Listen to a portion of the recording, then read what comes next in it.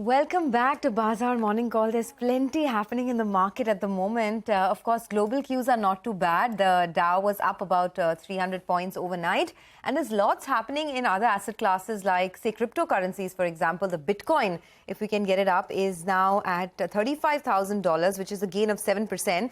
There is an expectation of a potential approval of the first Bitcoin ETF by the US SEC, and that's really caused a surge in the Bitcoin overnight. So we'll keep tracking all of these assets for you. In the meantime, you have our research team standing by with CNBC-TV18's list of top stocks for the day. First up, we have Torrent Pharma on our radar. Ekta's here to tell us why she's watching that one. Ekta, over to you. Thanks for that. Well, largely an inline set of numbers for Torrent. Revenue was up 16%, margins 31%, profit up around 16% on a year-on-year basis. India did well. It was up 18% year-on-year. Brazil was up 36%. Germany up 21% year-on-year. Only US was below estimates, which was at $30 million. The street was anticipating $34 to $38 million. Now, interestingly, they did speak on acquisitions where they said they are more comfortable with acquisitions in the Indian market. Net debt to EBITDA has gone as high as 3 times due to acquisitions. So the company is willing to increase leverage for acquisitions. The current net debt to EBITDA is 1.16 times. It will be less than 1 times by March 2024. So no real clarity, but this is basically the larger picture in terms of what they mentioned. Brokers positive. Elara accumulate target price 2225. The business performance remains steady according to them. Nirmal Bang buy with a target price of 2,197 rupees.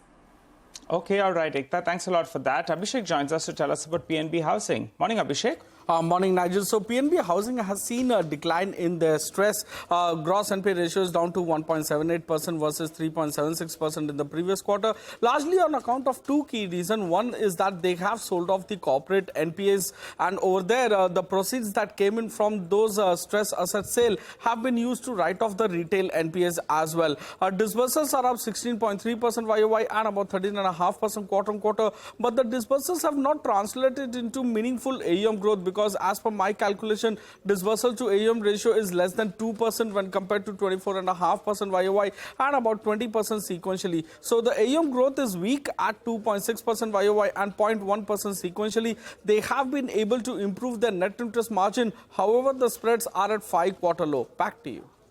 All right, Abhishek, thanks so much for that. Well, Vedanta is going to be in focus as well because Mr. Ajay Goel, well, he's been reappointed as the Chief Financial Officer of the company effective October 30th. Remember, Byju's had hired Ajay Goel in April, and now, in fact, he's come back. The Vedanta India press release itself, they say that it's part of the company's structured rehiring program, which they've called Ghar Wapsi. So he's coming back. But Sonal Srivastava, well, she's resigned as a CFO due to personal reasons. So normally some rejigs at the top makes investors a little bit nervous. The stock ended down by close to around 3.5%, but I think the street will be a little bit nervous about some uncertainty at the top. Okay, and the stock has been under pressure, right? Even on Monday, the stock was down almost 3.5%. So not looking good over there. But let's move on. Abhishek is with us to tell us about SBI Card and how it looked this time around. Abhishek, over to you.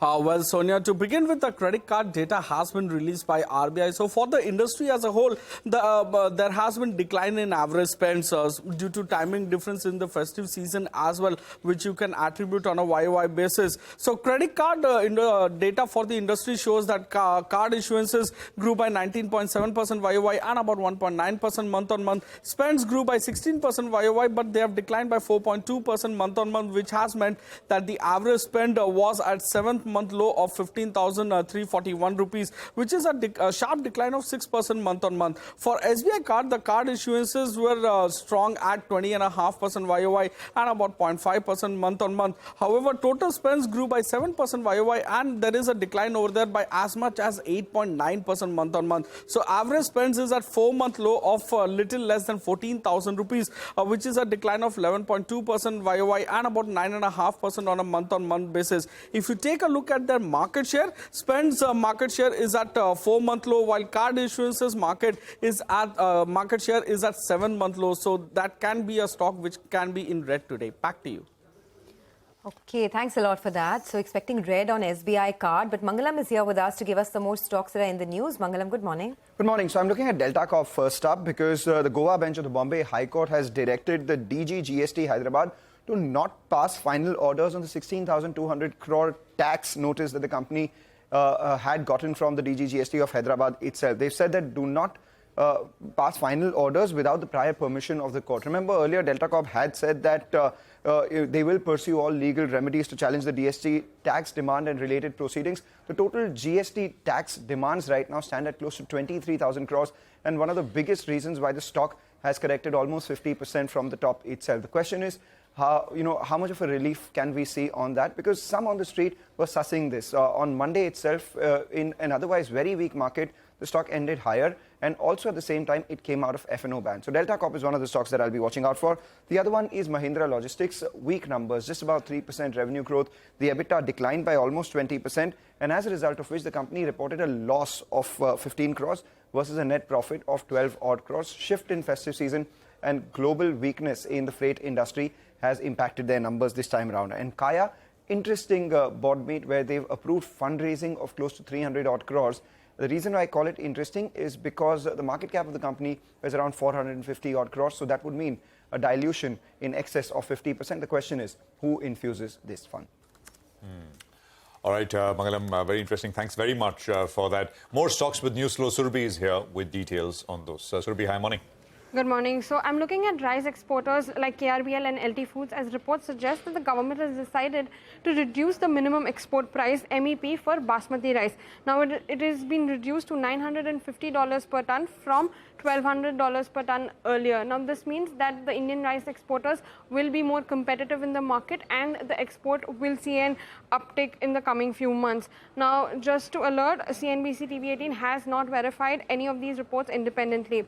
Next on my radar is Keval Kiran. They have declared their Q2 results. It was a good set of numbers.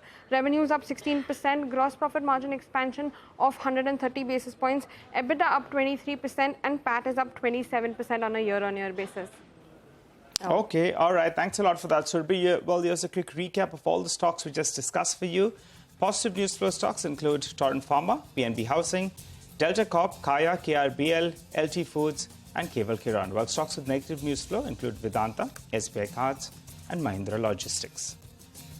Okay, well, let's move on to the commodity markets. Manisha Gupta joins in for a roundup of all the action there. Manisha, I'm sure apart from what's happening in the world of crude, you've been also tracking the Bitcoin, the comeback of the Bitcoin, right? Oh, absolutely, Sonia. 15% of a jump overnight, and we are at 35,000, highest in this year, highest since May 2022. And there is lots that has been supporting crypto. The geopolitical conflict is one part of it, but the BlackRock, iShares, Bitcoin Trust listing in DTCC, I think big names coming in for this space definitely are supportive. But when you look at the commodity markets, well, we have seen some profit taking happen here. The crude oil prices to begin with fell nearly 3% in the last couple of days. We have seen prices trade to at a one-week lows right now. The Israel-Hamas conflict, markets believe, is under control. Apart from that, the U.S. also has suspended sanctions on Venezuela crude oil that will start coming into the markets. And then the street is also reacting to the weak PMI numbers that we saw come in from Germany and Eurozone. That's weighing onto the demand part of it as well. And then there was a report from IEA suggesting that the fossil fuel demand will peak by 2030. So all of these factors led to some profit taking and pressure in prices. Oh. All right, Manisha, thank you very much for that. So, very specific. On Bitcoin, it's that BlackRock news flow, which has kind of reignited interest in a big way. But it's interesting. I mean, typically over the last many years, it's also seen as a proxy for risk sentiment. But is that the way one should take it? Or is that, this is headline specific, news flow specific at this point in time, not symbolic of what's happening in the broader markets? We'll take a quick commercial break here. On the other side, we'll have, the management of Jammu and Kashmir Bank joining us to discuss their second quarter earnings. Stay tuned for that conversation coming up.